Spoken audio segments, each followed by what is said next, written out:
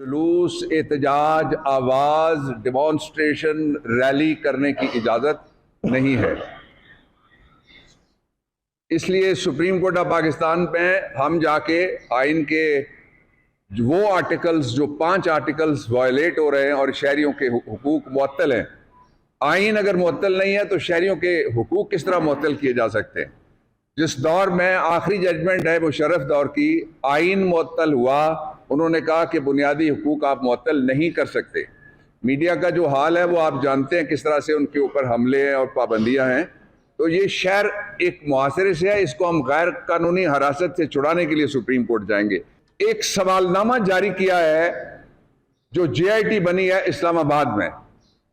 ये शरीफ फैमिली ने तय किया हुआ है कि स्वाय उनकी पहले इत्तफाक लोहे की फाउंडरिंग होती थी और वो फाउंड्री बढ़ते बढ़ते आगे मनी लॉन्ड्रिंग की फाउंड्री में तब्दील हो गया। उसके अलावा ये किसी चीज को सलामत नहीं रहने देना चाहते।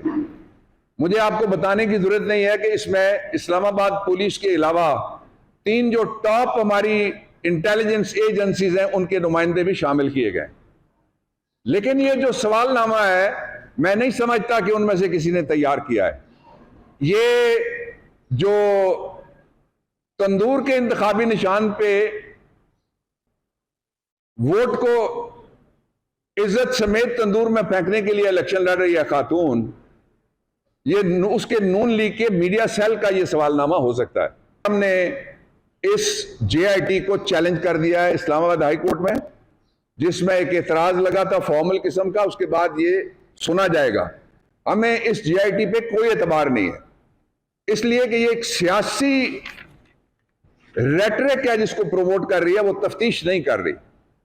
और फिर साथ ही ये कि जो पाकिस्तान का कानून नहीं, ये बैनुल-अक़वामी कानून है कि कोई शख्स अपने मुकदमे में खुद जजमेंट नहीं दे सकता, फैसला नहीं कर सकता, अपने मुकदमे में फेयर नहीं हो सकता।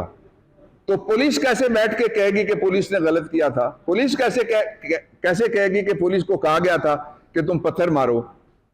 पुलिस कैसे कहेगी कि जुडिशियल कॉम्प्लेक्स आप सब ने दिखाया है, उसके ऊपर चढ़ के तुम पत्थर मारना ताकि नीचे जब इमरान खान आए थे उसको निशाना बनाया जा सके इस पेंडेमोनियम के अंदर।